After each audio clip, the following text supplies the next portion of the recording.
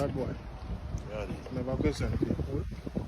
If Sir Honorable Andrew Owness came to you and say, brother, listen me. no, listen. No, listen me. The man that come find people out of them bed, you know, brother. So listen to man. You know, you know, blood clot. No, more. No, what would you say? Right? I would like to know what would you say if Sir Honorable Andrew Owness, right? Say, Mr. Sparkling Clean, would you contribute yourself to go and fight the war over South? Am I war? Yes. How come this on my war? What would you say to him? What would you say to him?